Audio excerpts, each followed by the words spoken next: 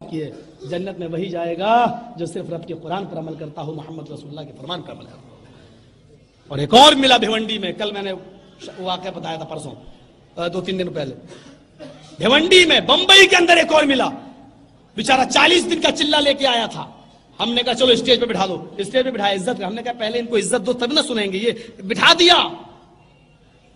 ایک سوال کر دیا اس نے تقریر سن کر، مولوی صاحب آپ کس امام کو مانتے ہیں؟ میں نے کہا الحمدللہ میں چاروں کو مانتا ہوں۔ میں نے کہا مائک دے دو اس کو، اناؤنسر کے پاس جو مائک تھا اس کو دے دیا۔ میں نے کہا میں چاروں کو مانتا ہوں۔ نہیں چاروں کو تو ہم بھی مانتے، آپ تقلید کس کی کرتے ہیں؟ میں نے کہا میں چاروں کی کرتا ہوں۔ بولا چاروں کی کیسے ہو جائے گی؟ میں نے کہا تم کس کی کرتے ہو؟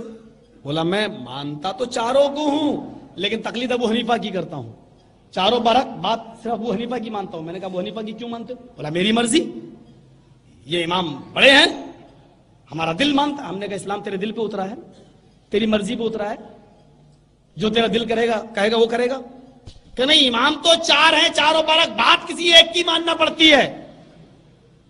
میں نے کہا کہ اچھا اللہ کے نبی کی حدیث ہے 4 امام، تم کہہ رہے ہو اللہ کے نبی کی حدیث ہے کہ میری امت میں 73 فرقے ہو جائیں گے، 72 جہنمی الا ملۃ واحدہ، ایک جنتی۔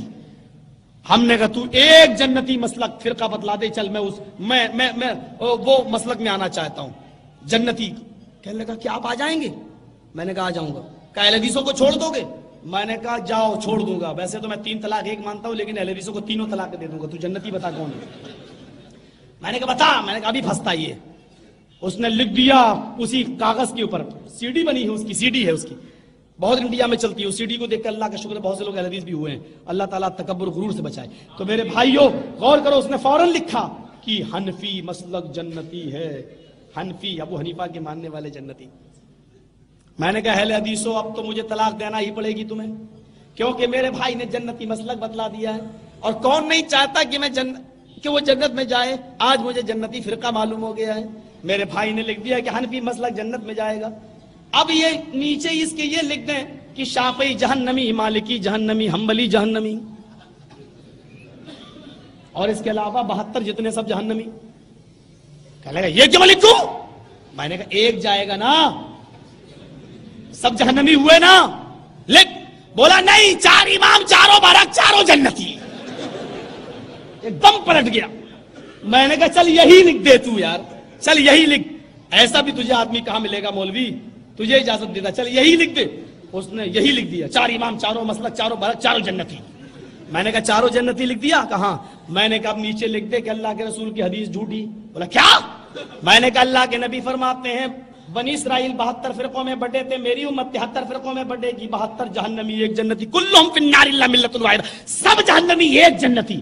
تو لکھ رہا ہے 4 جنتی، 4 برحق، چاروں امام، چاروں جنتی۔ تو لکھ رہا ہے 4 امام، 4 برحق، چاروں جنتی، اور تو اور اللہ کے رسول کی حدیث ہے ایک جنتی۔